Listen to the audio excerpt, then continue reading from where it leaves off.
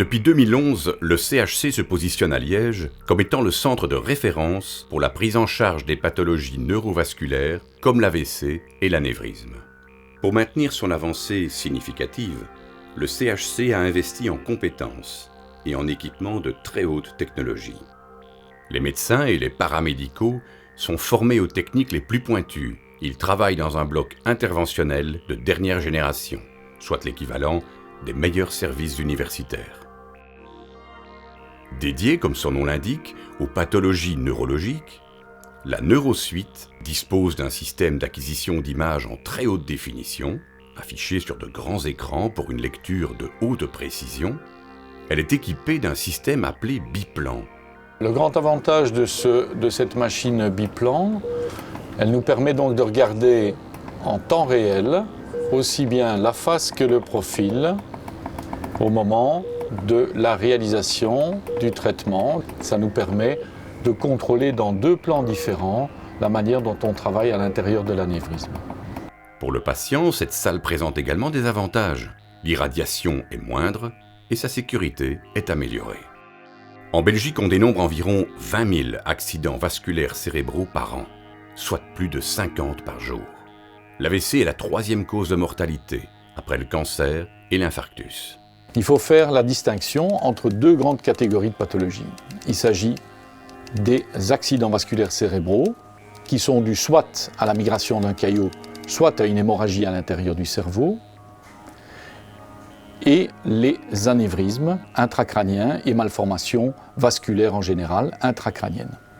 Ce sont les pathologies qui sont visées, donc les maladies qui sont visées par les neurointerventions, donc réalisées dans le service d'imagerie médicale au CHC. La thrombectomie, c'est une technique qui s'applique aux AVC ischémiques dans certaines conditions. Un AVC, c'est un accident vasculaire cérébral. Ischémique, c'est ce qu'on appelle communément une thrombose, c'est-à-dire qu'un caillot, emporté par le flux sanguin, est allé s'impacter, se bloquer dans une artère du cerveau. En bloquant cette artère, il va priver le cerveau au-delà de ce blocage de sang et donc d'oxygénation. Les neurones dans ce territoire vont être soumis à une sorte d'apnée et vont pouvoir résister à cette privation d'oxygène pendant un délai limité. Si les médicaments que les neurologues ont administrés ne suffisent pas à faire fondre ce caillot dans un délai relativement court, la technique consiste à essayer d'aller capturer ce caillot dans l'artère et de l'emporter, de le retirer. Pour ce faire, on amène donc un microcathéter, qui est une sorte de petit macaroni, qu'on va amener jusqu'au contact du caillot. On va ensuite traverser le caillot avec un fil fin métallique et on va déployer à l'endroit du caillot un stent. Un stent, c'est donc une sorte de cylindre avec un grillage métallique. Le stent va se déployer à l'endroit du caillot et le caillot va être emprisonné, collé aux mailles du stent. Le stent est relié à un guide souple métallique et on peut le retirer. En retirant le stent va emporter le caillot et il va être retiré du patient. On voit un exemple typique avec un obstacle.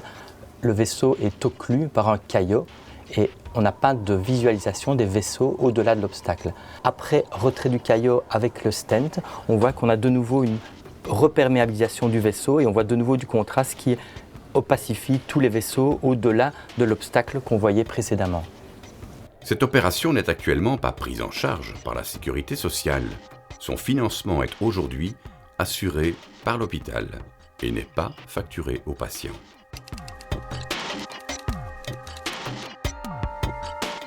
Un anévrisme désigne une hernie ou une poche qui se forme sur un vaisseau sanguin.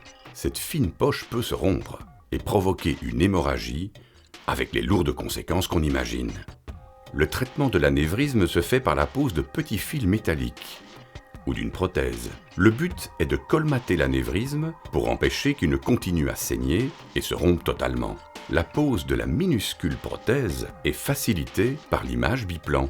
L'opérateur peut vérifier dans deux plans simultanément qu'elle est bien placée et qu'une fois larguée, elle ne bougera pas. On a ici l'anévrisme avant le début de l'intervention. On est en approche avec le tuyau. Ici, je suis en train de positionner la prothèse web à l'intérieur de l'anévrisme. J'ai ces deux vues simultanées, deux plans différents simultanément qui me permettent de voir que la prothèse est bien en place. Et le résultat final, après largage de la prothèse, on voit que l'anévrisme est maintenant tout à fait exclu. Le sang s'est coagulé sur les petites mailles de la prothèse pour boucher complètement l'anévrisme. Il n'est donc plus dangereux. Le sang ne circule plus à l'intérieur du sac. Le bloc interventionnel permet de traiter d'autres pathologies de type cardiaque, notamment les infarctus, et toute la gamme des traitements sous contrôle d'imagerie pour les maladies vasculaires et le cancer. Pionnier dans le traitement de l'AVC par thrombectomie mécanique, le CHC dispose des compétences et de l'équipement pour la prise en charge la plus moderne, tant en neuroradiologie interventionnelle que pour les autres pathologies vasculaires. Évidemment, ça nécessite une prise en charge extrêmement rapide.